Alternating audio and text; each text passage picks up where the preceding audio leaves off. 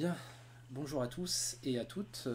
Une vidéo de cours un petit peu spéciale aujourd'hui sur le sujet de la LPR, loi de programmation de la recherche. Parce que le but de l'université, c'est pas uniquement de vous transmettre des connaissances et des compétences utiles pour votre insertion sur le marché du travail, c'est aussi de faire de vous des citoyens enfin de contribuer à faire de vous des citoyens éclairés, informés, avec un esprit critique. Et je ne suis pas certain que vous soyez bien au courant de ce qui se passe actuellement avec l'adoption à marche forcée de la LPR, loi de programmation de la recherche, par l'actuel gouvernement pendant le confinement, ni de tous les enjeux qu'il y a autour de cette loi, ni de la façon dont ça va vous impacter en tant qu'étudiant. Donc cette vidéo, elle vise d'une certaine manière à vous informer et à développer vos réflexions, vous encourager en tout cas à le faire, autour de cette question, qui n'est pas simplement une question qui concerne juste l'université, hein. C'est aussi une question qui concerne la société dans son ensemble, parce que l'université n'est pas quelque chose d'isolé à l'intérieur de la société. L'université, ça fait totalement partie de l'espace public, de l'espace de l'intelligence, de la culture, du savoir. Et donc c'est une affaire, je dirais, nationale, d'une certaine manière, ou en tout cas, ça devrait l'être. Ça ne l'est pas suffisamment parce que les grands médias ne prennent pas assez le temps d'expliquer ces enjeux-là à leur public. Et donc c'est aussi pour ça que j'essaye modestement de pallier à ce manque en faisant cette vidéo à but informatif et à but critique un petit peu aussi, comme vous allez le constater.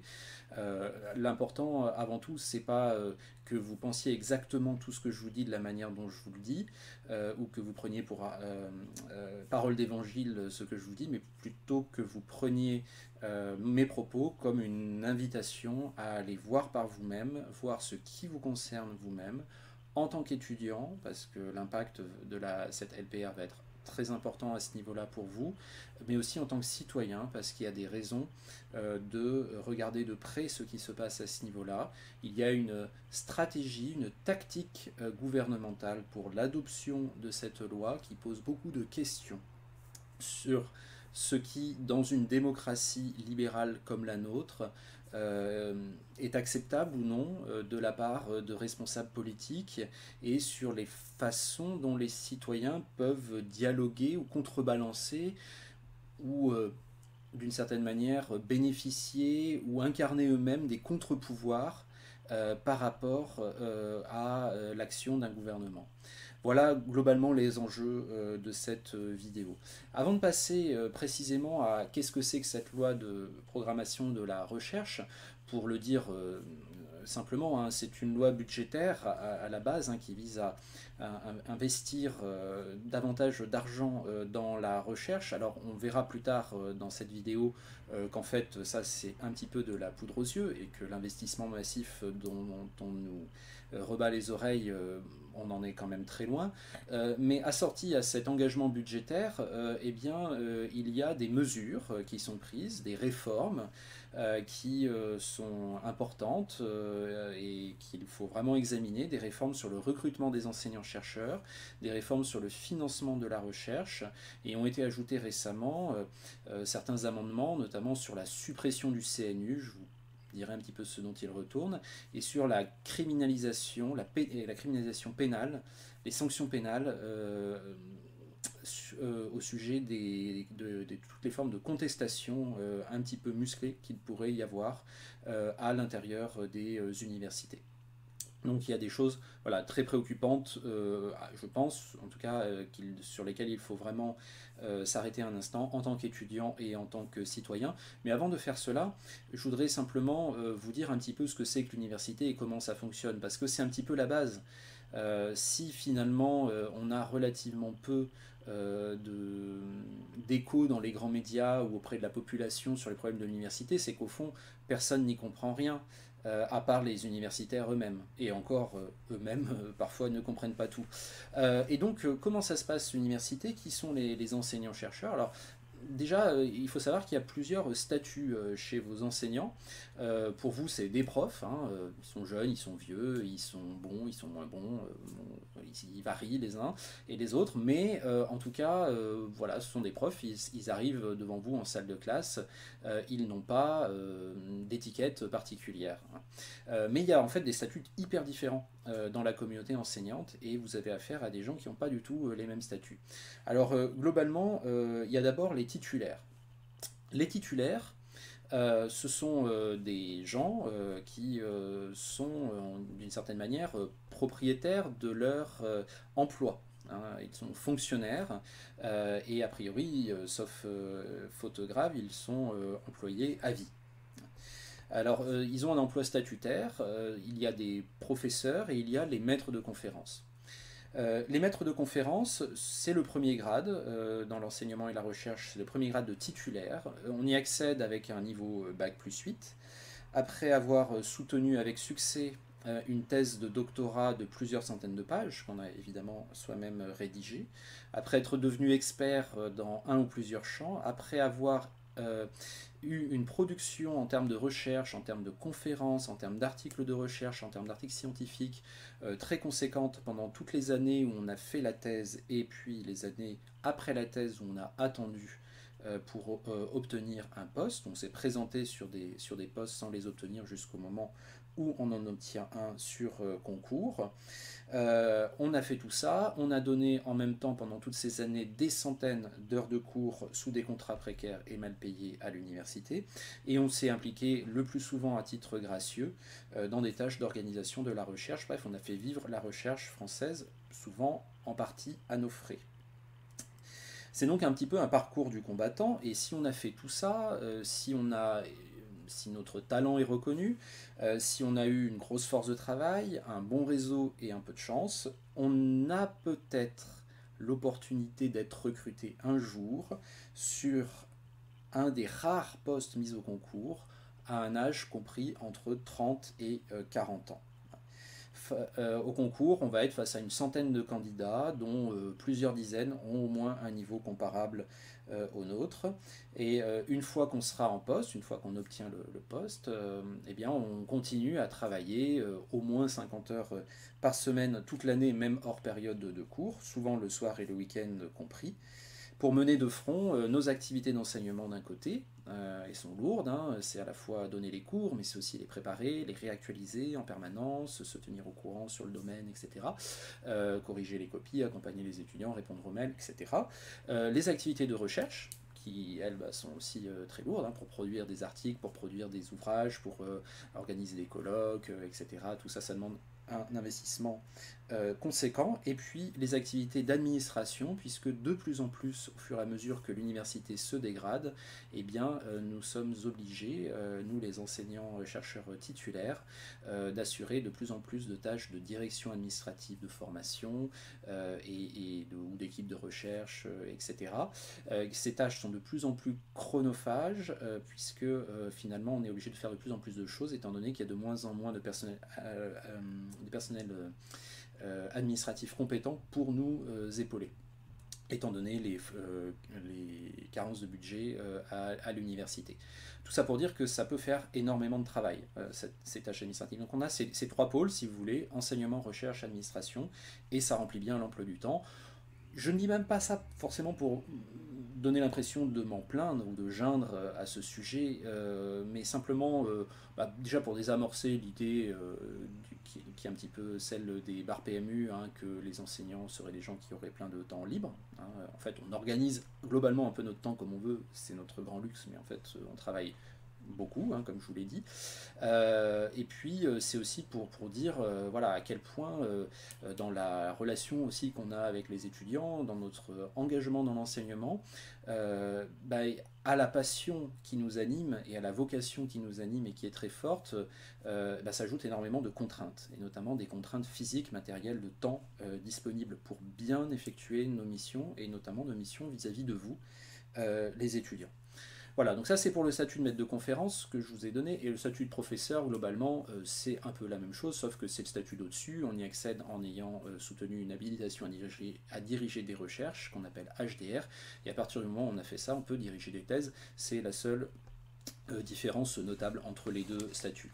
Mais le plus important ici, c'est ce sur quoi je veux attirer beaucoup votre attention, c'est qu'à côté de ces titulaires, maîtres de conférences et professeurs, il y a énormément de précaires qui sont vos enseignants, qui sont face à vous dans les salles de cours à l'université. Les universités ne pourraient pas aujourd'hui fonctionner sans cette très vaste cohorte d'enseignants non titulaires. Certains ont la chance, entre guillemets, la chance relative d'être des contractuels, c'est-à-dire qu'ils ont des CDD, contrats à durée déterminée. Ce sont les ATER, les PRAG, les PAST. Bon, je ne rentre pas dans le détail de ces contrats, mais ce à quoi vous avez surtout affaire, ce à qui vous avez surtout affaire, ce sont les chargés de cours, qui sont des personnels enseignants payés à l'heure.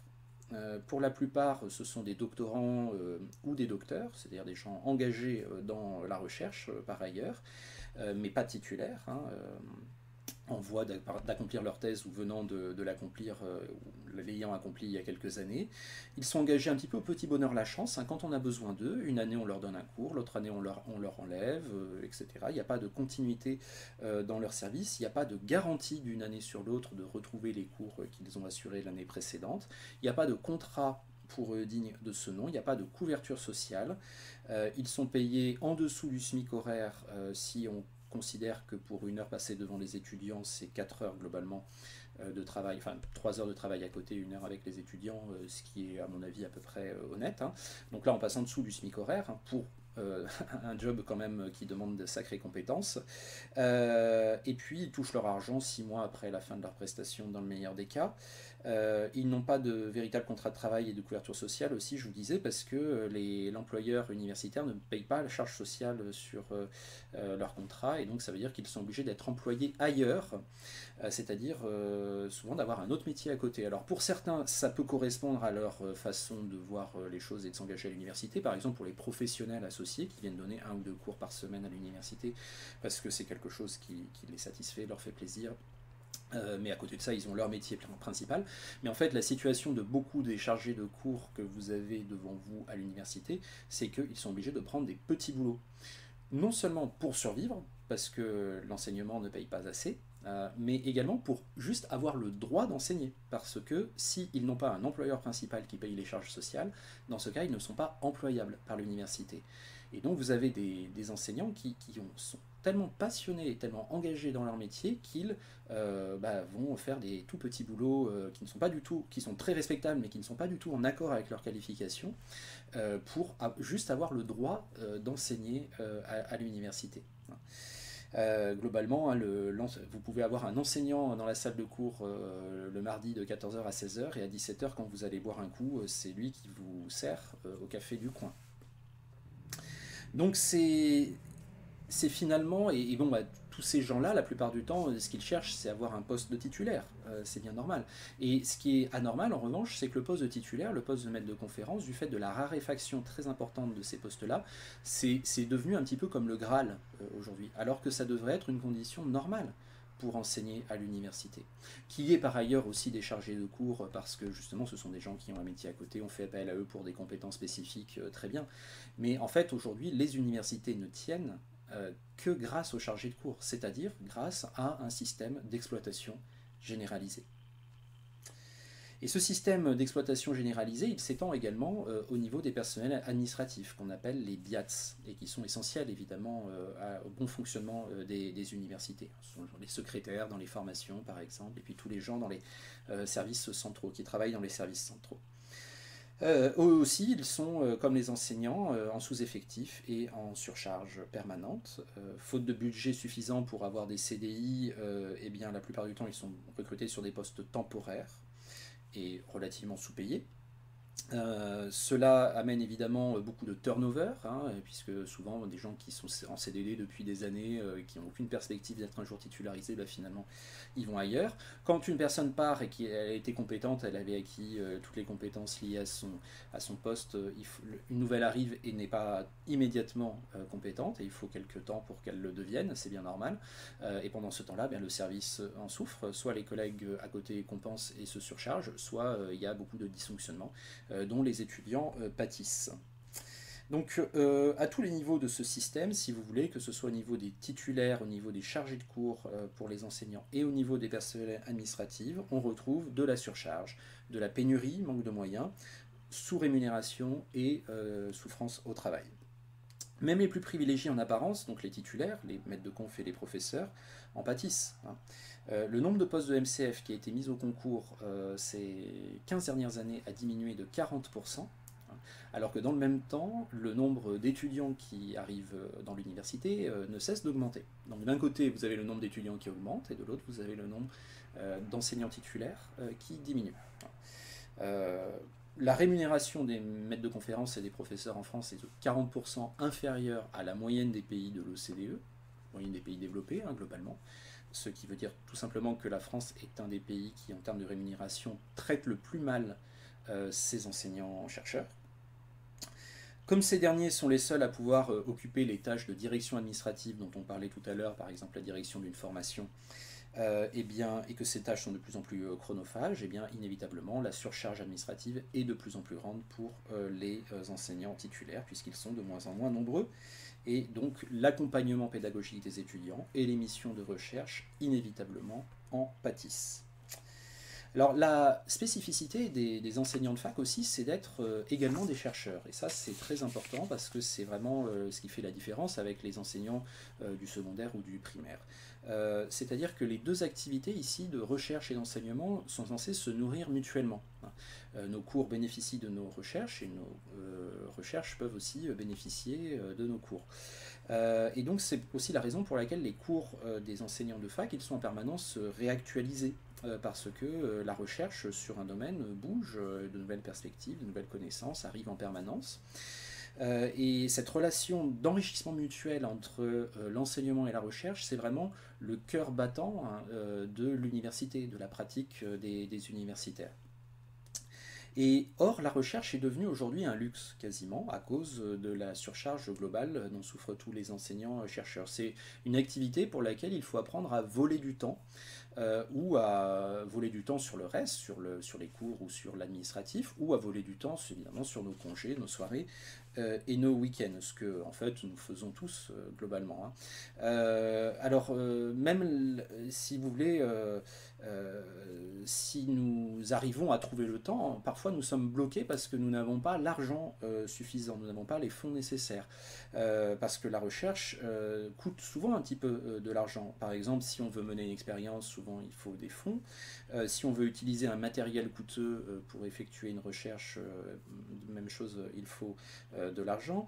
Si on veut organiser un colloque, c'est-à-dire une sorte de grande conférence collective où différents chercheurs prennent la parole à tour de rôle, ça demande de l'argent. Si on veut nous-mêmes se rendre à des colloques à l'étranger, si on veut publier des ouvrages collectifs, se rendre des colloques à l'étranger, par exemple pour écouter ce que les collègues étrangers ont à nous dire et nous-mêmes leur dire des choses et ainsi échanger. Bon, tout ça, ça coûte de l'argent, c'est des frais de mission, des frais d'avion, de train et d'hôtel. Or, en fait, on est très souvent bloqué très rapidement dans ces activités, tout simplement parce qu'on manque d'argent. Pourquoi ? Parce que les financements récurrents ont fondu comme neige au soleil. Tout simplement parce que la France est très loin de tenir ses engagements de consacrer 1% du PIB à la recherche publique. Ça n'empêche pas les gouvernements successifs, qui se sont succédés depuis une quinzaine d'années, de clamer l'importance qu'a pour eux la recherche de pointe, il faut que la France soit forte, etc. Il faut avouer que ces déclarations ne leur coûtent pas cher puisqu'elles ne sont jamais suivies d'effets. En fait, la recherche n'a jamais été aussi abandonnée par les pouvoirs publics.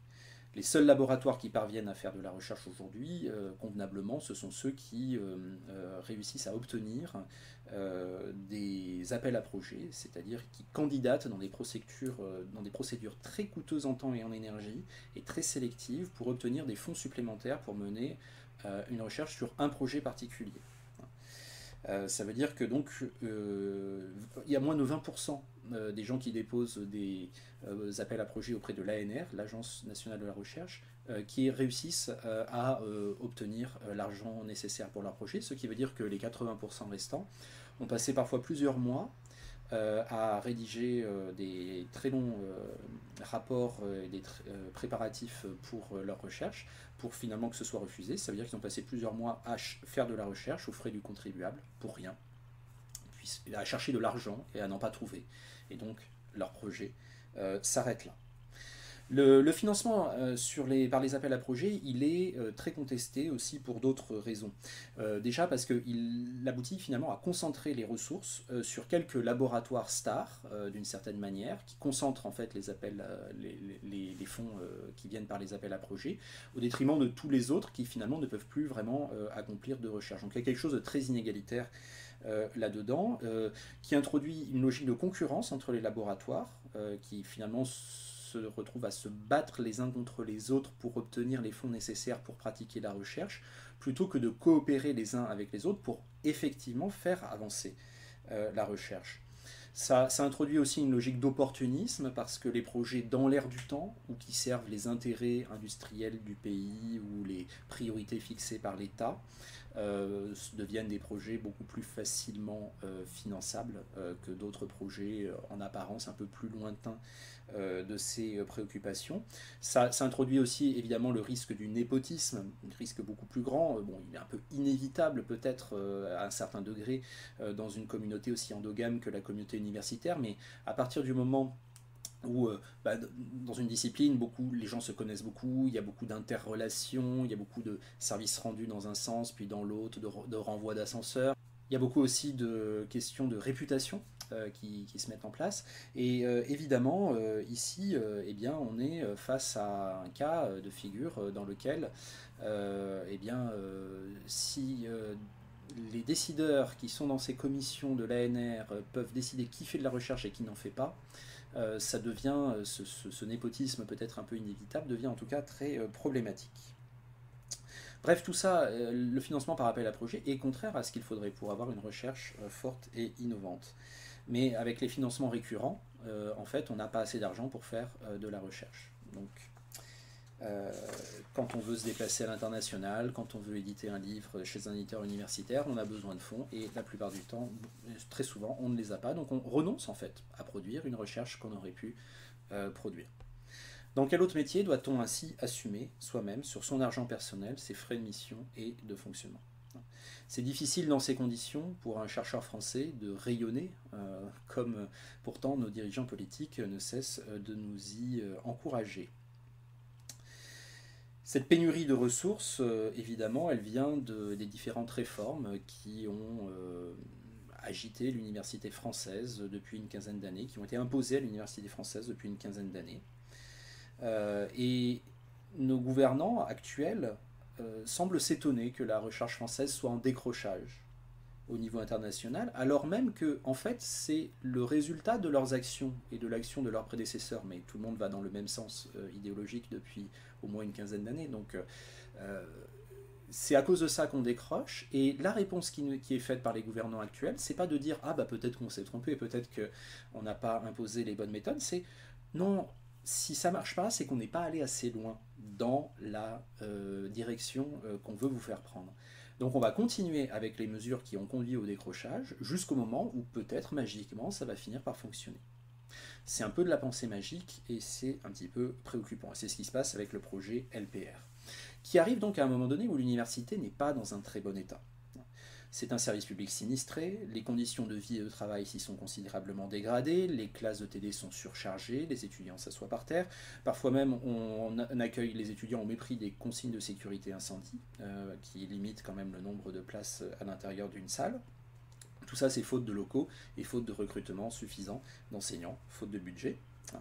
Le matériel, évidemment, est très souvent défectueux. Il y a souvent de nombreux dysfonctionnements sur le plan pédagogique et administratif dont les étudiants se plaignent à raison et qui est dû directement aux sous-effectifs et aux sous-équipements. Bon, de temps en temps, il y a des erreurs humaines aussi, hein, ça arrive, bien entendu. Mais bon, la plupart du temps, c'est quand même des raisons structurelles qui amènent ces dysfonctionnements dont vous pâtissez.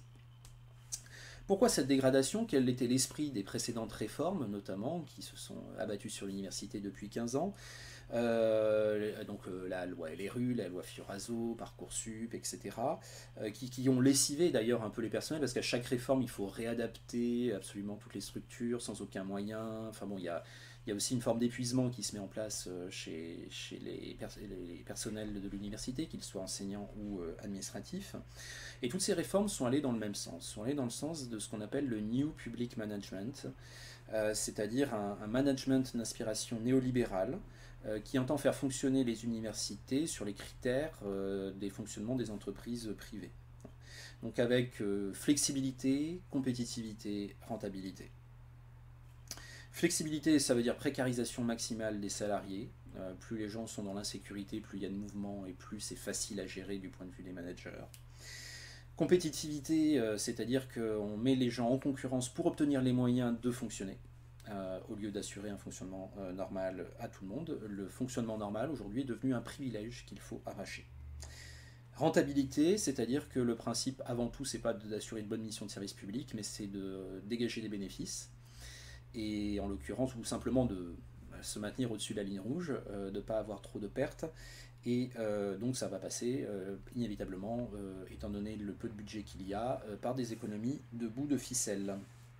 Donc on pourrait dire que les universités sont sommées de fonctionner comme des entreprises privées de plus en plus, selon la logique des entreprises privées, ce qui est un peu incompatible avec les missions de service public, mais bon, ça c'est une autre question.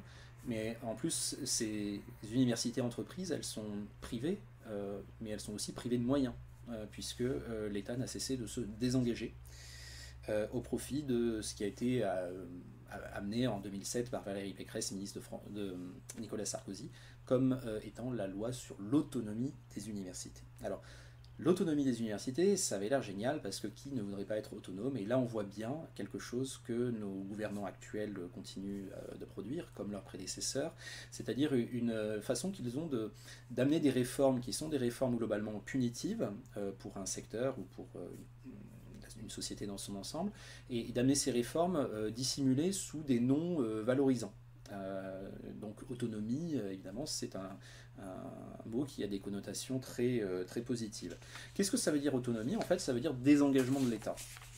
Et donc asphyxie budgétaire des universités, livrer pied et poings liés à des logiques de marché, obligée de gérer elle-même un budget réduit et de trouver des ressources par d'autres moyens, d'où un gel des rémunérations et des postes mis au concours, donc de moins en moins de postes d'enseignants parce qu'on n'a pas les moyens de les recruter, d'où un sous-encadrement humain et matériel érigé en principe de fonctionnement, par des établissements universitaires qui sont quasiment tous proches de la faillite ou qui ont en tout cas tous des comptes dans le rouge. En fait, aujourd'hui en France, les universités ne cherchent plus à assurer un bon niveau de service public, elles n'en ont plus les moyens, elles cherchent avant tout à éviter la faillite en faisant des économies. Voilà, par tous les moyens. Un petit peu comme les hôpitaux d'ailleurs, et on voit peut-être plus clairement quand on parle des hôpitaux, surtout aujourd'hui, n'est-ce pas, à quel point cette logique néolibérale de New Public Management, qui entend assécher les services publics et leur imposer des critères de rationalité propres aux entreprises privées, ça ne marche pas pour une des missions de service public et ça conduit à quelque chose de très désastreux du point de vue social et du point de vue politique. On a, si vous voulez, une véritable confrontation entre d'un côté la logique des services publics, qui sont un bien collectif, et de l'autre le projet idéologique de nos gouvernants, qui est un projet idéologique très extrême, un projet néolibéral, et l'agenda d'un projet idéologique néolibéral entre en contradiction avec la nature même des services publics. Et donc les néolibéraux, soit quand ils ont des services publics, soit ils cherchent à les dégrader suffisamment au point que les usagers finissent par s'en détourner au profit d'autres solutions qui sont amenées par le privé, par le secteur privé, soit ils privatisent globalement les services publics, ça se passe un peu avec la SNCF par exemple actuellement, on voit aussi les résultats. Soit s'ils ne peuvent pas aller jusque-là, eh bien, ils vont assécher le plus possible les budgets des services publics jusqu'au point où ça fonctionne quand même, ça coule pas complètement, mais avec le moins de budget possible. Et on pourrait se dire, bon, bah, peut-être que en fait, l'État lui-même n'a pas d'argent, qu'il est obligé, qu'on est obligé de tous se serrer la ceinture. Ne nous dit-on pas ça tout le temps, en fait, que nous vivons des temps très difficiles, etc.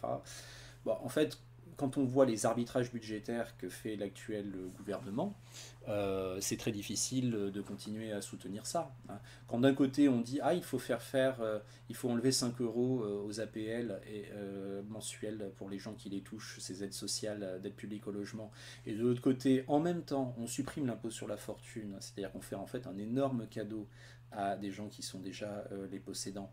Un énorme cadeau qui en plus ne rapporte rien au pays puisque l'impôt sur la fortune rapportait beaucoup plus à la France que ce qui lui coûtait, en éventuel départ de contribuables qui vont s'installer à Bruxelles ou à Genève. Enfin bon, c'est le genre de choses. Nos riches sont tellement précieux, il faut qu'on les conserve absolument. Bon, mais en fait, non, ça marche pas. L'impôt sur la fortune, ça a été une perte sèche pour les caisses de l'État, et cette perte, l'État l'a acceptée, hein. Donc après, c'est vrai que nous dire il n'y a pas assez d'argent pour faire fonctionner les services publics, il n'y a pas d'argent magique, comme a dit notre président à une infirmière un jour, bah, ça n'est pas tenable, hein, tout simplement.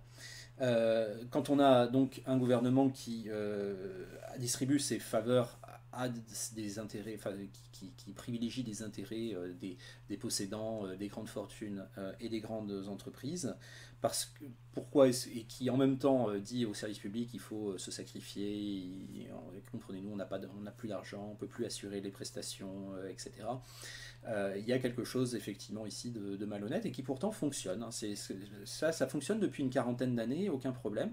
Je dis depuis une quarantaine d'années parce que globalement Macron, qui a été vendu comme quelque chose, un phénomène un peu jeune, dynamique, nouveau, etc., en fait, est la résurgence d'une politique extrêmement vieillotte, qui est celle de Reagan et de Thatcher dans les années 80, hein, de Ronald Reagan et Margaret Thatcher, les dirigeants respectifs de la Grande-Bretagne et des États-Unis, et globalement c'est un petit peu la même politique. Et on voit bien que le discours sur lequel repose cette politique, qui est un discours de la nécessité, de l'austérité, est un discours qui ne tient pas quand on examine très clairement les arbitrages budgétaires que font les gouvernements. Et par ailleurs, l'autre aspect des politiques néolibérales, c'est la question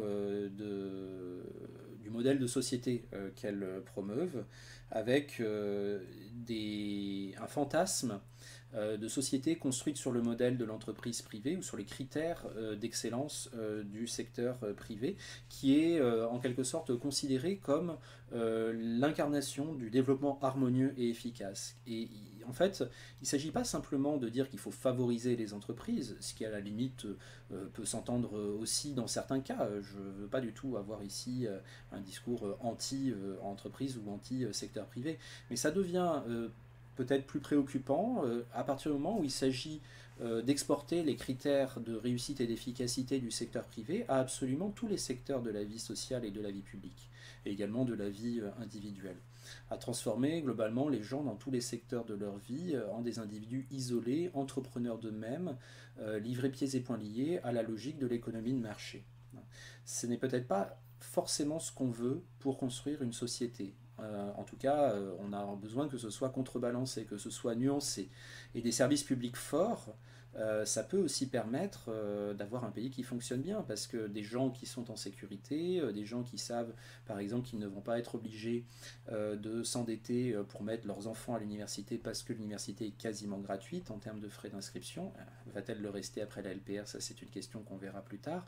Ce sont des gens qui peuvent aussi consommer davantage et aussi contribuer au développement économique du pays. Mais cette option-là, qui est une option keynésienne du nom de l'économiste américain qui a conçu avec le président Roosevelt aux États-Unis le New Deal après la crise de 1929. Cette option-là n'est pas retenue parce qu'elle est jugée inefficace dans la grande compétition internationale. Non, il faut de l'austérité, il faut que les logiques du marché gagnent en permanence du terrain sur tout le reste de la vie sociale, de la vie culturelle, de la vie individuelle et collective.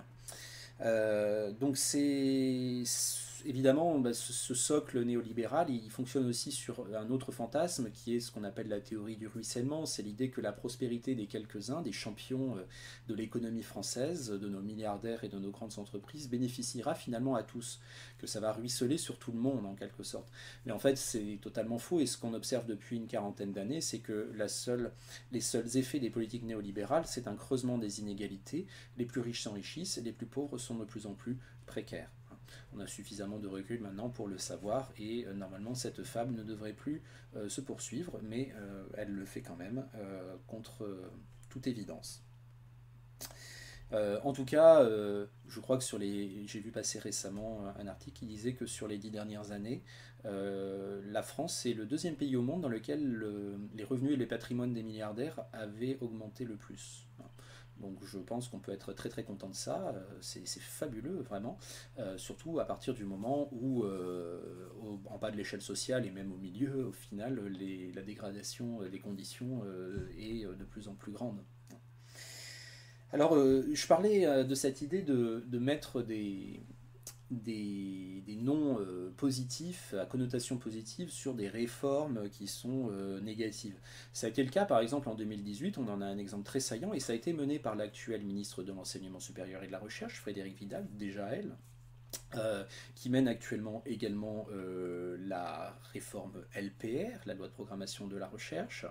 Il y a eu un décret en 2018 qui s'est appelé Bienvenue en France. Et ce décret, il s'appelait Bienvenue en France avec un point d'exclamation, vise à augmenter par 15, multiplier par 15 les frais d'inscription pour les étudiants étrangers hors Union européenne.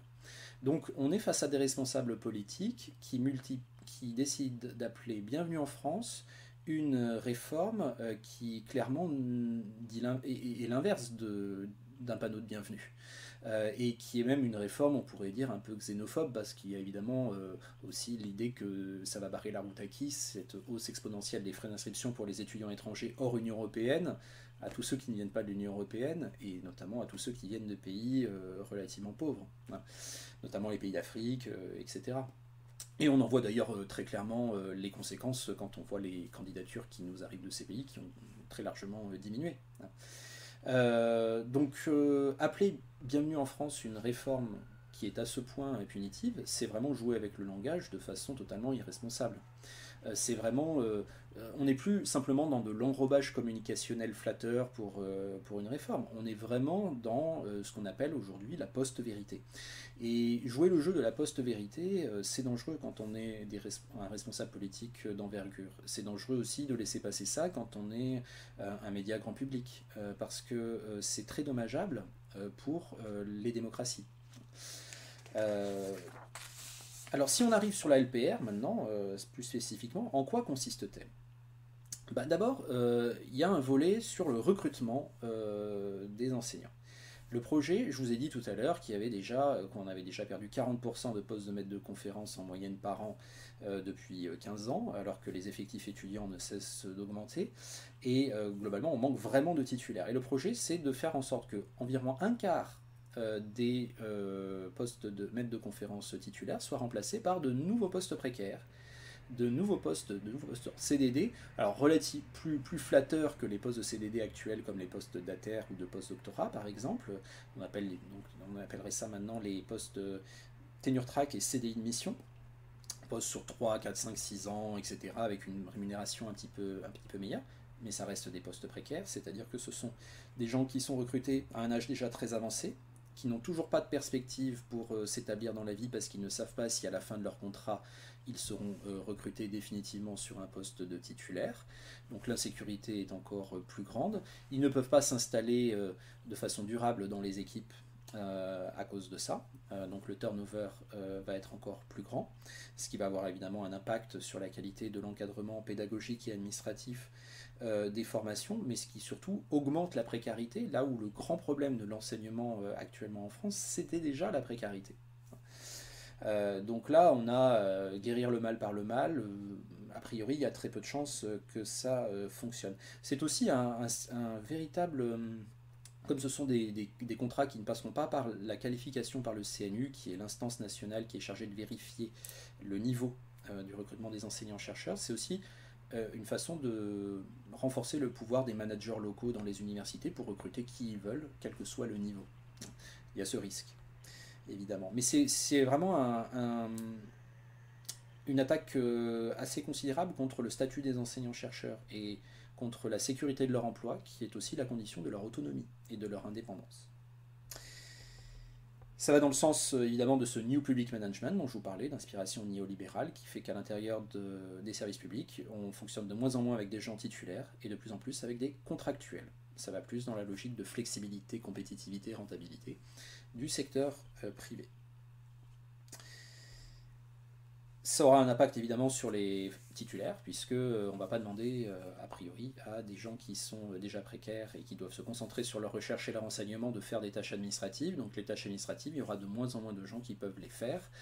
Les tâches de direction administrative et les titulaires, maîtres de conférences et professeurs, les auront de plus en plus sur leur dos. Il y a aussi un volet recherche dans la LPR. Et ce volet recherche, donc je vous ai parlé tout à l'heure de tous les problèmes qu'il y avait par rapport au financement sur projet de la recherche. Eh bien, la LPR prévoit d'augmenter la logique de financement sur projet. Donc, au lieu de garantir un financement récurrent à l'ensemble des laboratoires, qui pourraient être éventuellement ensuite complétés par des financements sur projet, évidemment, hein, mais de garantir un fonctionnement récurrent suffisant à tous les laboratoires pour accomplir leur mission, on va de plus en plus aller dans ce système où on obtient de l'argent pour faire de la recherche qu'après y avoir candidaté au terme d'un processus très coûteux en temps et en énergie et très sélectif, ce qui fait qu'il y a énormément de taux d'échec. Encore plus qu'avant, les recherches vont être récompensées ou financées non pas sur leurs résultats, mais sur leurs promesses de résultats, ce qui est anti-intellectuel au possible. Encore plus qu'avant, les chercheurs vont passer une grande partie de leur temps à chercher non pas sur leur discipline ou leur sujet de recherche, mais chercher de l'argent à travers des procédures bureaucratiques interminables. Et beaucoup d'entre eux, comme ces procédures ne seront pas couronnées de succès pour elles, finalement ne produiront rien. Encore plus qu'avant, à cause du développement des postes précaires, on va privilégier les recherches à court terme par rapport aux recherches sur le temps long. Encore plus qu'avant, on va donc aller vers des directions de recherche rentables, entre guillemets, en des directions que l'État et que peut-être les lobbies industriels vont guider en partie, au détriment, alors c'est ce qui s'appelle la recherche appliquée, c'est-à-dire la recherche immédiatement employable dans l'économie, au détriment de la recherche fondamentale. Donc pourtant, l'histoire nous a montré que c'était elle qui amenait les résultats les plus significatifs au cœur de la recherche, y compris les résultats les plus significatifs, en termes de transformation en richesse monétaire et en richesse culturelle pour une nation. En fait, la recherche indépendante, tout montre que c'est ce qui marche le mieux, y compris pour faire des brevets, y compris pour les évolutions technologiques de demain qui feront peut-être la richesse des entreprises françaises et qui nous feront pousser des cocoricots très fiers parce que notre PIB aura grimpé. Eh bien, même pour ça, la recherche fondamentale, sur le long terme, indépendante, financée de manière récurrente, c'est mieux que la recherche à court terme, financée par des appels à projets avec des logiques court-termistes et opportunistes. Et c'est normal, parce que finalement, la recherche, c'est découvrir des choses. Et donc, si vous savez déjà ce que vous allez découvrir et que vous êtes capable de le mettre dans un appel à projet, c'est que finalement, c'est peut-être pas si innovant que ça. Alors que si vous faites des recherches un peu plus au long cours, un peu plus détachées du fonctionnement normal de l'économie de marché, vous avez des chances de faire des découvertes majeures qui seront les sources de la richesse future pour un pays. Voilà. Mais bon, apparemment, les laboratoires qui travaillaient sur le coronavirus ont été, d'après ce qu'ils nous ont dit, ont été forcés d'arrêter leurs recherches il y a quelques années parce que ce n'était pas jugé rentable. Ce n'était pas une priorité. Bon. S'ils avaient pu les continuer, s'ils avaient eu des financements récurrents pour le faire, peut-être qu'on aurait déjà le vaccin et je ne serais pas en train de vous parler par écran interposé parce qu'il n'y aurait pas eu de confinement. Je ne veux pas trop user de cet argument-là parce qu'on n'en est pas sûr, mais c'est juste pour démontrer l'absurdité d'une recherche qui serait guidée par des appels à projets darwiniens sur des promesses de résultats qui doivent être en accord avec les préoccupations du moment. Le coronavirus, ce n'était pas une préoccupation il y a quelques années, ça l'est devenu aujourd'hui. Et c'est cette logique court-termiste, si vous voulez, qui est le gros problème en fait de l'idéologie néolibérale. C'est comme avec les hôpitaux. Ok, vous faites des économies, supprimez des lits, etc. Et puis dès qu'il y a une crise majeure, au lieu de pouvoir accueillir tout le monde et de pouvoir soigner tout le monde à peu près bien, vous n'avez pas assez de personnel, vous n'avez pas assez de locaux, vous n'avez pas assez de matériel, et donc vous êtes obligé de confiner l'intégralité d'une population. C'est là qu'on voit les limites de cette logique néolibérale basée uniquement sur l'ordre du marché et sur la compétitivité, la rentabilité comme critère absolu. Il y a des moments où on a besoin des services publics, il y a des moments où on a besoin d'avoir un petit peu de garantie, il y a des moments où on a besoin d'avoir un petit peu de sécurité, où on a besoin d'avoir un petit matelas au cas où quelque chose se passe. Bon. Mais on verra évidemment si nos sociétés apprennent de leurs erreurs à partir de cette crise majeure qui a été celle du Covid-19. En tout cas, la recherche, ce n'est pas une compétition sportive avec une seule personne qui gagne à la fin. Ça ne devrait pas être ça. Ce n'est pas une sorte de compétition darwinienne où on doit s'éliminer les uns les autres pour obtenir les moyens d'exercer notre métier. La recherche, c'est une aventure collective qui se nourrit de collaboration. Si un labo A progresse sur tel sujet de recherche, parfois il le fait parce qu'il utilise les recherches qu'a déjà effectuées un labo B. Et il prend appui sur ses recherches et il les amène plus loin. Et ce labo A, les recherches qu'il a faites, un labo C va arriver et va dire ah ben non, il y a quand même des problèmes, etc. On va corriger certaines choses et on va arriver vers un modèle encore plus perfectionné, plus opérant, des démonstrations plus fortes et on aura vraiment fait des découvertes. Tout ça parce que labo A, B et C ont travaillé ensemble en s'appuyant les uns sur les autres. Et ça, c'est possible uniquement si le labo A, le labo B et le labo C ont les moyens pour faire de la recherche. Avec la logique de financement sur projet, qui fait que les financements récurrents sont quasi inexistants, et bien, du coup, il n'y a que le labo A, dans la situation que je vous ai décrite, qui mène sa recherche. Il la mène tout seul, sans les apports initiaux du labo B et sans les correctifs postérieurs du labo C. Donc, en fait, au final, tout le monde y perd. La recherche, dans son ensemble, la société, dans son ensemble, qui aurait pu bénéficier de travaux un petit peu plus perfectionnés si les trois labos avaient pu réellement collaborer. Et puis évidemment, quand on est dans les sciences humaines et sociales, c'est-à-dire dans des recherches qui n'ont pas vocation à être rentables, de toute façon, pour l'industrie, on peut s'inquiéter encore plus de la LPR parce que faire piloter des appels à projets en fonction de critères un peu flous mais dont on sent bien qu'il va y avoir une certaine ingérence de l'État, des priorités fixées en fonction de critères économiques, industriels, etc. Clairement, les sciences humaines et sociales qui sont quand même utiles dans une société pour décrypter, analyser, approfondir des grandes questions qui nous occupent tous dans nos vies de tous les jours, risquent vraiment d'en prendre plein la figure, encore davantage que les sciences qu'on appelle les sciences exactes. Donc, si vous entendez des personnes qui vous disent que la LPR est là pour faire le bien de l'université, il y a de quoi en douter. Si des personnes disent ça, c'est peut-être par méconnaissance ou c'est peut-être par malhonnêteté. La quasi-totalité de la communauté universitaire est unanime sur le fait que la LPR est une catastrophe. Sur le diagnostic, il n'y a absolument aucun doute là-dessus. Et les dirigeants politiques continuent aveuglément là-dessus sans jamais écouter la moindre chose. Ils n'ont absolument rien amendé, ils n'ont absolument rien corrigé à leur projet initial, si ce n'est les choses, vous savez, c'est la vieille tactique de mettre des trucs complètement inacceptables dans un premier projet, puis après de les retirer pour donner l'impression qu'on a fait une concession. Et donc il y avait par exemple dans le premier projet LPPR à l'époque qui s'appelait, il y avait la modulation de services pour les enseignants, l'idée que les enseignants qui feraient plus de recherche feraient davantage d'enseignement, ce qui les empêcherait encore plus de faire de la recherche. Alors ça fait complètement bondir les enseignants-chercheurs, mais évidemment ça a été stratégiquement retiré puisque dès la base de toute façon ils ne souhaitaient pas probablement le mettre dans la loi.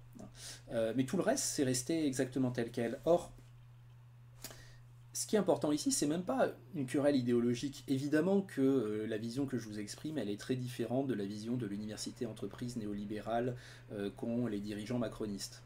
Ça, c'est évident. Donc on a un conflit, je dirais, philosophique, ça, il n'y a pas de souci. Mais en fait, ce que les enseignants-chercheurs disent aujourd'hui, quelles que soient par ailleurs leurs opinions politiques, ça va au-delà de simplement ce conflit de valeurs. C'est dire, même si on accepte les critères de l'université-entreprise, même si on accepte que le principal but de l'université française, c'est de grimper au classement de Shanghai, il faut vraiment redresser. Le classement de Shanghai, c'est un classement dans les universités mondiales, bon, je passe, que vraiment, l'idée, c'est de faire progresser quantitativement la recherche française, même si qualitativement, c'est pas forcément très déterminant, etc. Même si on s'accorde sur tous ces critères-là, ça ne va pas fonctionner. Les étudiants, avec la LPR, si elle passe, les étudiants vont être moins bien encadrés. La recherche française va encore plus décrocher. C'est quasiment mathématique. C'est impossible qu'il en soit autrement avec ce que je viens de vous exposer. Or, nos dirigeants politiques semblent ne pas le comprendre, ou alors ils l'ont très bien compris, et simplement ils nous mentent en disant qu'ils ont à cœur que l'université progresse.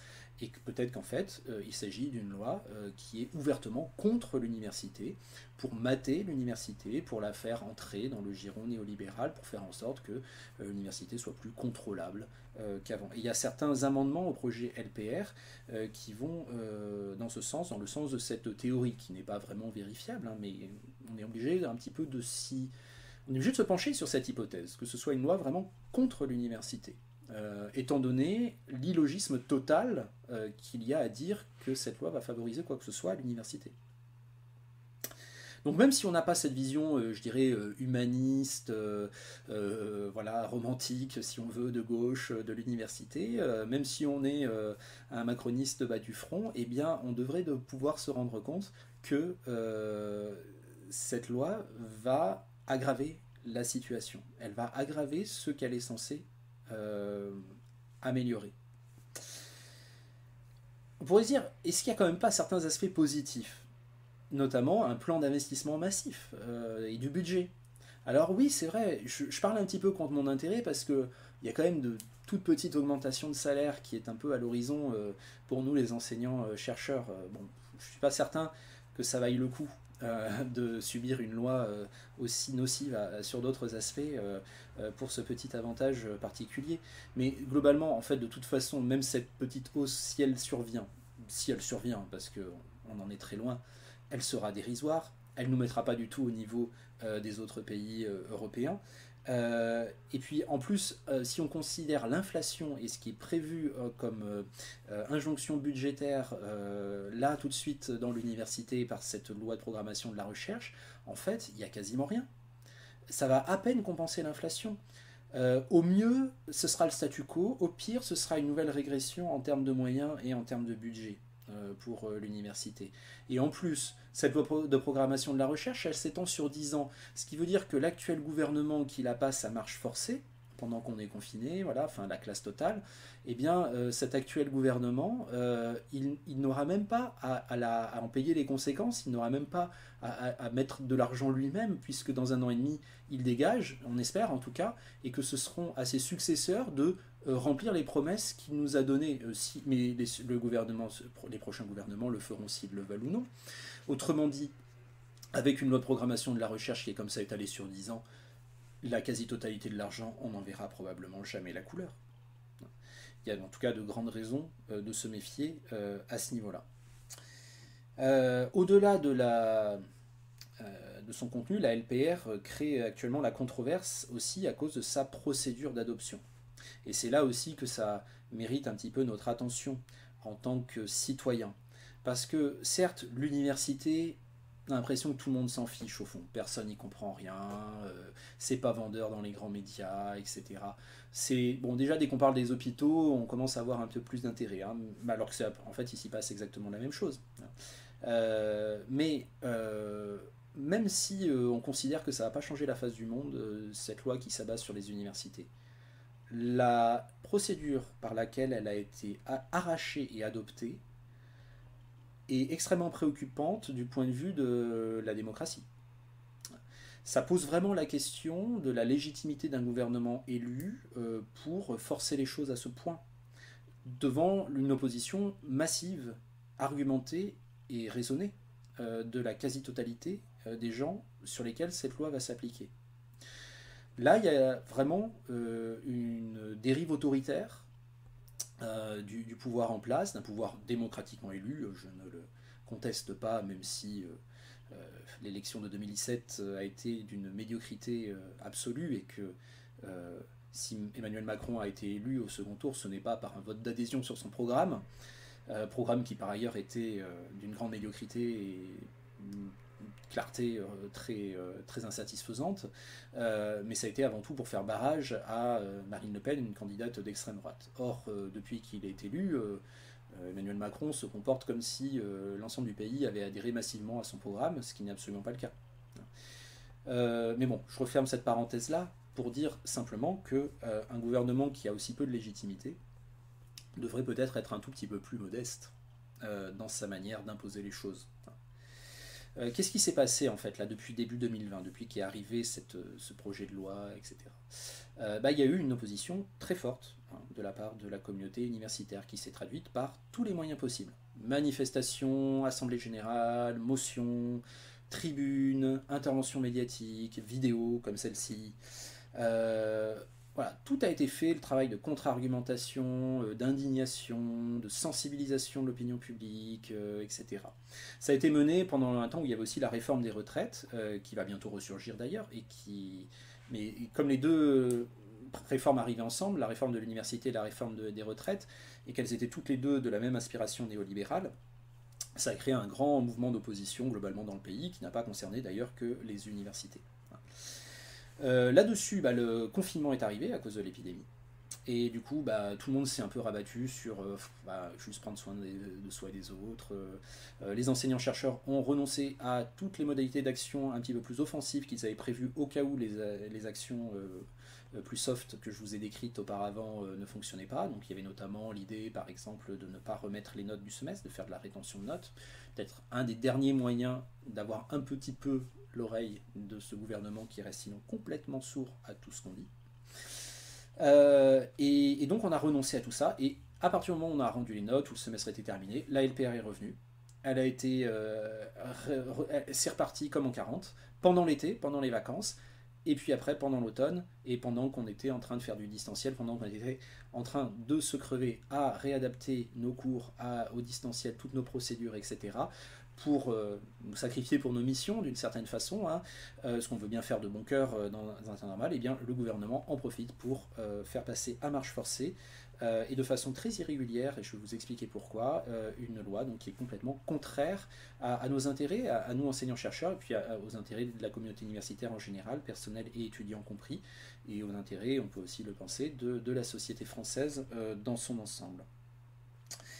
Donc tout a été arraché par la violence dans ce processus. Par exemple, l'étude d'impact qui a été fournie par le ministère a été grossièrement manipulée, vraiment une manipulation éhontée. Lors de la réunion du CNESER, le Conseil national de l'enseignement supérieur et de la recherche, qui devait examiner le texte de loi avant son passage en Conseil des ministres, la ministre a imposé une séance marathon de 20 heures, au terme de laquelle les responsables syndicaux ont fini par quitter la salle, et c'est dans leur absence que le texte de loi a été voté, après avoir été examiné seulement au tiers, et il a été voté pour sa totalité. On a adopté sa totalité, alors même qu'énormément d'amendements avaient été déposés pour en modifier certains aspects. Donc c'est vraiment, ça a été arraché, le vote du CNESER a été arraché. Bon, le Conseil économique et social a par exemple délivré de l'enseignement supérieur a délivré un verdict terrible contre la LPR en disant que c'était une loi complètement inadaptée, absurde, etc. Mais ça ne peut pas bloquer le processus. Donc nos gouvernants n'en ont pas tenu compte. Et donc il y a eu ce passage en force. Ensuite la loi est passée devant le Parlement où les marcheurs ont la majorité, donc ça n'a pas posé trop de problèmes. C'est un petit peu comme ce qui s'est passé lors de Parcoursup, et c'est là aussi que ça peut nous poser question. Parcoursup, qui a été adopté aussi par le même gouvernement, ça a été une loi, la loi ORE, qui a été mise en place dont l'intégralité des éléments ont été mis en place avant que la loi soit votée au Parlement. Ce qui veut dire qu'en fait, on a été obligé de travailler un peu dans le flou, comme ça, parce que le ministère nous disait faites ci, faites ça, etc., pendant plusieurs mois, et on a en fait, sans trop le savoir, mis en place tout le château, et à la fin, en fait, il n'était plus possible de ne plus voter la loi, puisque tout était mis en place pour qu'elle fonctionne. On ne pouvait plus revenir en arrière. Donc c'est vraiment ce que j'appelle, c'est pas de l'illégalité absolue, hein, mais c'est vraiment des irrégularités de fonctionnement qui sont très graves et très préoccupantes. On a des dirigeants politiques qui n'hésitent pas à recourir à tous les moyens pour arriver à leur fin, pour arracher l'adoption de cette LPR dans un moment où les Français sont confinés et où ils ont d'autres chats à fouetter. Depuis, cette loi elle est passée devant le Sénat. On avait un petit peu d'espoir. On se disait que les sénateurs, qui est une deuxième chambre après l'Assemblée, hein, devant lesquelles les lois doivent passer, les sénateurs ont souvent un petit peu plus de recul, un petit peu plus de nuances, ils amènent des modifications. Là, ça a été très grave. Ils ont aggravé encore la LPR. On ne savait pas que c'était possible. Ils ont créé notamment un amendement pour la question du respect des valeurs de la République dans le discours des enseignants. Ça, c'était lié aux propos irresponsables de Jean-Michel Blanquer sur l'islamo-gauchisme qui serait la pensée unique dans les universités suite aux attaques terroristes. Donc une récupération incroyable de ces événements qui ont beaucoup heurté l'opinion publique pour désigner les universitaires, en tout cas une partie d'entre eux, certaines disciplines, comme les responsables d'un discours séparatiste qui amènerait finalement à des attentats. Je vous laisse juger de la stratégie rhétorique. Et c'est dans cette optique-là hein, qu'il s'agissait maintenant d'avoir des discours qui respectent les valeurs de la République. Et les valeurs de la République, c'est une notion qui n'est pas juridiquement définie, donc ça ne veut rien dire. Imaginez une Marine Le Pen au pouvoir bientôt qui entendent faire respecter dans les universités les valeurs de la République, et vous voyez la dangerosité d'une loi qui imposerait cela. Par ailleurs, le Sénat est allé dans le sens aussi à rajouter la suppression du CNU pour le recrutement des professeurs et pour une partie du recrutement des maîtres de conférences. Et le CNU, comme je vous disais tout à l'heure, Conseil national des universités, c'est une instance collégiale où siègent des universitaires qui examinent les profils des candidats pour devenir enseignants-chercheurs et qui examine aussi les questions d'avancement de carrière pour les enseignants-chercheurs et qui les examine avec les critères des enseignants-chercheurs. Parce que l'évaluation, elle est permanente chez les enseignants-chercheurs, mais elle doit être faite par les pairs, P-A-I-R-S, c'est-à-dire par des gens qui sont dans votre domaine et qui sont capables de juger vos travaux, de juger votre contribution. Et le CNU, donc c'est très important pour le recrutement parce que ça évite d'avoir des recrutements trop médiocres. Parce que sinon, des universités, localement, des présidents managers d'universités ou des équipes, par clientélisme, par opportunisme, ou juste parce qu'il y a le petit dernier du professeur en place, son fils qui arrive comme ça, puis qui a fait une thèse, alors on va essayer de le recruter. Bon, il y avait quand même le garde-fou du CNU, parce que pour être recruté, il fallait quand même avoir un certain niveau. Sinon, on ne passait pas la qualification du CNU. Le CNU, c'était un filtre, en fait. Et du coup, la suppression du CNU, la suppression programmée du CNU, elle est très préoccupante parce qu'elle va encore renforcer ce qui est déjà un des grands défauts de l'université, c'est-à-dire le localisme et le népotisme dans les recrutements. Et ça va amener inévitablement des recrutements plus médiocres, a priori, que ceux qu'on a actuellement. En tout cas, la chance qu'il y ait des recrutements de moins bonne qualité est très forte. Ensuite, cette loi LPR, donc avec ses amendements catastrophiques par le Sénat, est passée devant la CMP, la commission mixte paritaire de l'Assemblée nationale. Alors, le Sénat avait quand même amené une chose bonne, c'est-à-dire qu'il avait ramené la durée de la loi de programmation de 10 ans à 7 ans, parce que sur 10 ans, ça n'avait aucun sens. L'engagement budgétaire était complètement nul pour le gouvernement actuel. Sur 7 ans, c'était déjà un petit peu plus engageant, il allait quand même falloir mettre un peu l'argent. La CMP, du coup, est revenue là-dessus. Elle a remis ça sur 10 ans. Alors, donc autrement dit, l'investissement massif, il est inexistant. On n'en verra sans doute jamais la couleur. Et puis la CMP a ajouté un fameux amendement 147, et là ça vous concerne de très près, chers étudiants, qui criminalise les actions de contestation menées dans le cadre de l'université. C'est-à-dire, dès qu'une action de contestation menace ou trouble la tranquillité et le bon ordre de l'établissement, ça peut aller, si c'est fait en réunion, jusqu'à 3 ans d'emprisonnement et 45 000 € d'amende. Donc les occupations, les blocages, les AG non autorisés, je ne dis pas que c'est toujours des choses géniales, hein, ces choses-là, mais ça fait partie de l'université comme espace citoyen, comme espace d'expression et comme espace de possible contestation. Or, en l'occurrence, ici, ce qui se passe avec la LPR, si elle est adoptée avec cet amendement, c'est que maintenant, plus personne n'aura le droit de mener ces actions-là.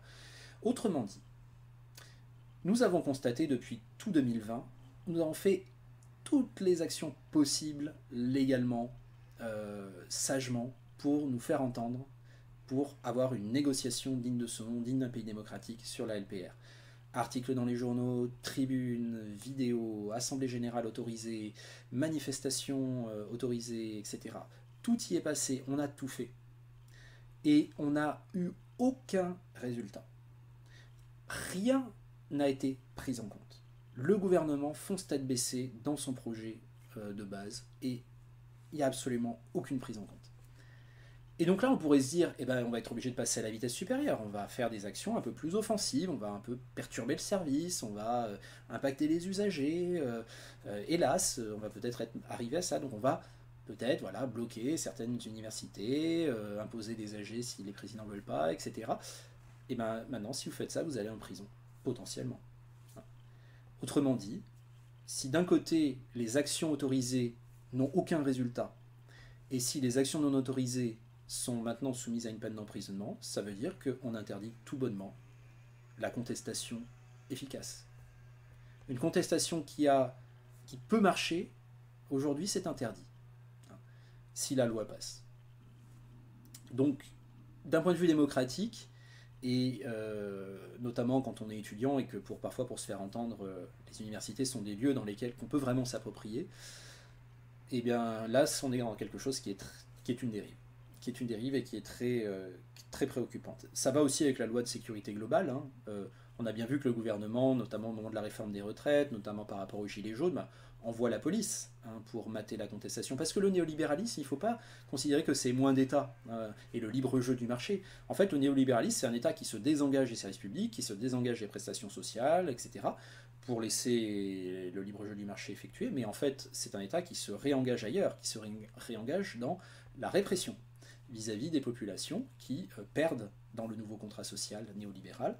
Et par conséquent, il faut un État fort, en fait. Il faut un État qui agit beaucoup pour imposer le libre jeu du marché et pour imposer les conditions néolibérales de la société à des citoyens qui, a priori, n'en veulent pas et qui le manifestent.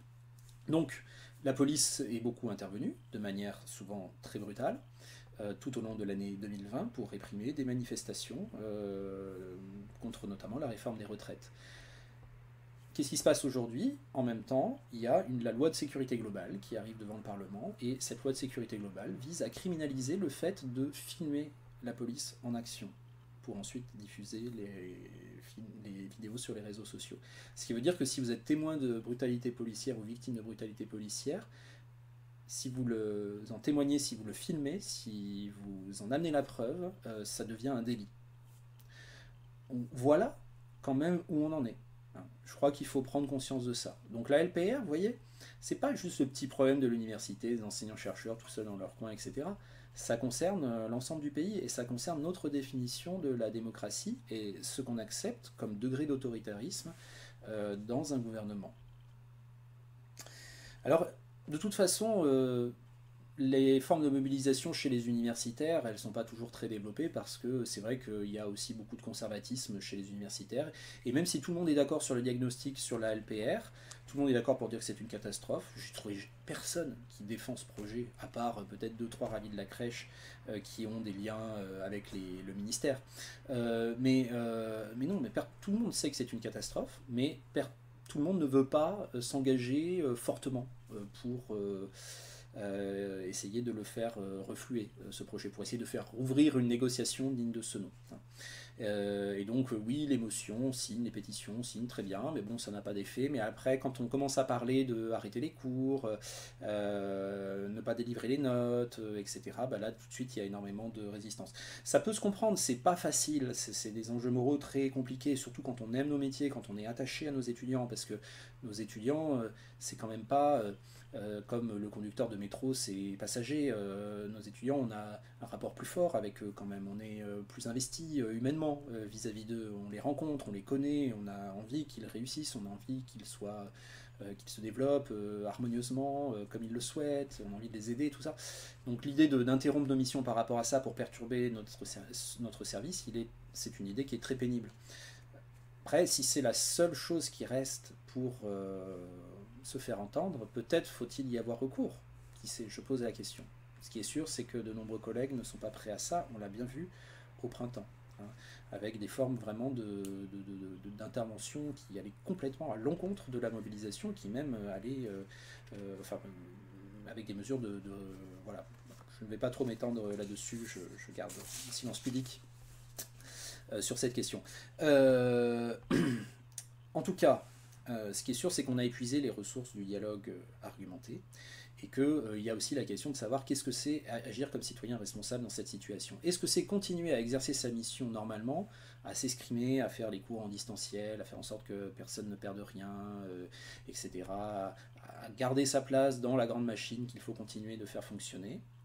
Ou est-ce que c'est peut-être de s'arrêter à un moment donné pour vraiment alerter l'opinion publique très fortement, parce qu'il n'y a plus de contre-pouvoir, et parce qu'on a un gouvernement en roue libre qui fait n'importe quoi, et ce qu'il fait avec la LPR, ça va être terrible pour des années ensuite. Hein. On va en souffrir pendant des années. Nous les enseignants, vous les étudiants, les citoyens dans leur ensemble vont en souffrir gravement. Donc c'est une vraie question, hein. Quelle est la chose la plus raisonnable à faire en fait dans cette situation? Et globalement, on n'a pas beaucoup vu ressurgir des options de mobilisation musclée là depuis cet automne, parce que je crois qu'au printemps, on n'a pas senti que la mobilisation était suffisante, même si elle était quand même très, très forte, mais pas suffisante. L'indignation, elle a été partagée par tout le monde, hein, mais au-delà d'un statut sur Facebook ou d'une signature d'une pétition, après, quand il s'agit de passer vraiment à des choses plus sérieuses pour véritablement se faire entendre parce qu'on est acculé à ce genre de procédés, bah là, on a senti qu'il y avait quand même beaucoup moins de...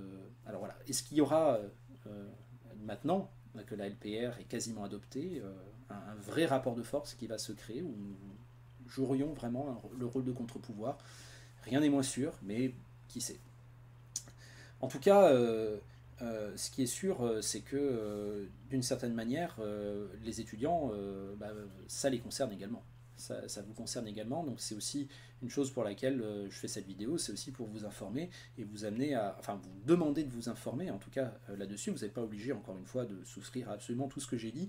Je pense que là j'aurais gagné la partie si déjà je vous ai intéressé au sujet et si je vous ai encouragé à aller voir par vous-même. Mais en tout cas, les conséquences pour les étudiants, déjà c'est la criminalisation des possibles contestations pour les futures lois qui vont arriver et qui vont peut-être vous impacter. C'est un encadrement, les conséquences de la LPR, c'est un encadrement au niveau de l'enseignement qui sera encore plus dégradé, avec des enseignants qui seront encore plus précaires et qui auront encore moins de temps à vous consacrer parce qu'ils seront encore plus surchargés par les charges administratives, ils seront encore moins aptes à s'inscrire dans la durée à cause de la précarité des contrats. Ce sera pareil pour les personnels administratifs. Les étudiants en difficulté, on aura encore moins de temps à leur consacrer, évidemment, et hélas. Et puis, les problèmes budgétaires des universités ne vont pas se résoudre, et pour avoir juste le moyen de recruter les enseignants nécessaires et de financer les équipes de recherche avec des financements récurrents qui permettent quand même d'opérer les affaires courantes, il n'y aura pas 36 solutions. Soit on bloque l'accès des universités à un certain nombre d'étudiants, c'est-à-dire qu'on réduit les effectifs. Ça permet de fonctionner plus harmonieusement avec nous, côté enseignants et administratifs, des effectifs réduits puisqu'on ne peut pas embaucher. C'est un petit peu ce que Parcoursup permet, hein, puisque Parcoursup c'est une sélection à l'entrée de l'université, ce qui voudrait dire qu'il y aurait des gens parmi vous qui aujourd'hui sont à l'université qui n'auraient pas pu y rentrer. Hein, si donc on sélectionne davantage, fait une sélection plus forte à l'entrée de l'université pour faire baisser les effectifs. L'autre solution, c'est de continuer à accueillir quasiment toute une classe d'âge, mais pour avoir les moyens de le faire, en termes de locaux, de matériel et surtout les moyens humains, eh bien, augmenter les frais d'inscription. Et là, on se dit, ah bah oui, si les frais d'inscription des étudiants étrangers hors Union européenne ont été multipliés par 15, c'était peut-être parce qu'une politique des petits pas et parce qu'on allait bientôt expliquer aux étudiants français qu'eux aussi allaient devoir s'aligner sur leurs camarades étrangers qui payent maintenant plus de 3 000 € l'année au lieu de 300 pour étudier. Hein. Cette évolution-là, elle est encore hypothétique, mais en fait, elle est sortie dans les Macron Leaks il y a 2 ans. Donc on sait que c'est très sérieusement étudié par les gouvernants actuels.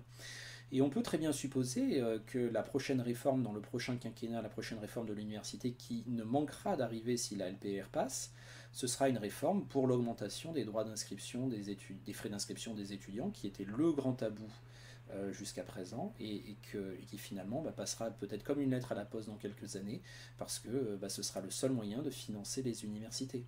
Et à ce moment-là, les gouvernants qui passeront cette réforme-là, ils seront bien contents d'avoir la LPR et son amendement 147 qui criminalise les actions de contestation à l'intérieur des universités, parce que les étudiants ne pourront plus faire de blocage. Donc les étudiants pourront faire des tribunes, ils pourront faire des manifestations, ils pourront faire des motions, ils pourront faire des vidéos, et le pouvoir pourra ignorer tout ça superbement. Et dès que les étudiants voudront passer à la vitesse supérieure en termes de mobilisation, eh bien, ils iront en prison. Voilà globalement ce vers quoi on se dirige peut-être. Je ne veux pas être trop dans les prédictions ou quoi que ce soit, mais quand même tout nous indique qu'on va vers ça. Une université marché qui va être de plus en plus financée par ses usagers, bah oui, c'est inévitable. Une université qui a de moins en moins de budget, donc qui va avoir de plus en plus besoin de cette manne-là de toute façon, puisque ce ne sont plus les impôts, c'est plus le budget de l'État qui va la financer. Une université entreprise dans laquelle des étudiants qui deviennent des entrepreneurs d'eux-mêmes, des entrepreneurs de leur propre carrière, investissent en donnant 3 000 € par an pour avoir une formation qui leur permet ensuite de se placer sur le marché du travail. Donc investissent en prenant un emprunt bancaire, évidemment. Les banques ont déjà des produits de crédit prêts pour les étudiants. Donc elles se frottent les mains. C'est un énorme cadeau potentiel au secteur bancaire qui pourrait arriver lors d'une prochaine réforme. Et puis pour les étudiants, qu'est-ce que ça impliquerait ? Ça impliquerait de commencer sa vie professionnelle avec une dette à rembourser, donc en étant beaucoup plus pieds et poings liés vis-à-vis de ses employeurs, et avec l'idée d'être employable au plus vite. L'idée de se chercher, l'idée de tester un boulot puis un autre parce qu'on n'est pas forcément très bien dans le premier, etc. L'idée de chercher sa voie, l'idée de se réorienter, l'idée même de se réorienter à l'intérieur de l'université, de se dire ah ben non, j'ai commencé des études dans la matière X, mais je vais plutôt essayer la matière Y, ça me plaît mieux, etc. L'idée que l'université est un moment aussi pour se former soi-même, pas seulement apprendre un métier, mais se former au niveau civique, au niveau intellectuel, au niveau critique, au niveau culturel. Ces idées-là risquent de prendre du plomb dans l'aile, au profit donc d'une université entreprise dans laquelle les étudiants payent à l'entrée très cher et veulent un retour sur investissement très rapide pour être employables sur un marché du travail qui de toute façon ne peut pas employer tout le monde, puisqu'il y a un chômage de masse structurel qui est résorbable. Voilà, l'idée c'est de faire en fait peut-être des individus isolés, entrepreneurs d'eux-mêmes, dans un grand marché qui serait devenu le marché de l'enseignement supérieur. Et ça va avec la réforme des retraites, sur laquelle je me suis déjà exprimé dans une précédente vidéo, je vous la mettrai en lien sous celle-ci. Ça va avec toutes les politiques d'inspiration néolibérale, et ça aussi j'ai fait une vidéo spécifiquement sur le néolibéralisme, il y aura un lien en dessous de celle-ci. Ça va avec la réforme de l'assurance chômage qui rend encore plus punitif les moments que les gens passent au chômage, alors même que de toute façon il n'y a pas assez de travail pour tout le monde, qui rend les gens de plus en plus dépendants de leurs employeurs. Le rapport de force est toujours plus défavorable vis-à-vis des employés, vis-à-vis des travailleurs. Ça va avec la loi travail qui a également renforcé les pouvoirs de l'employeur vis-à-vis de l'employé.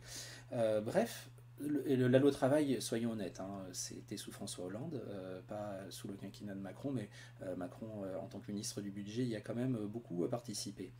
Voilà le monde qui est en train d'être fait pour vous, les jeunes gens de cette génération, le monde néolibéral.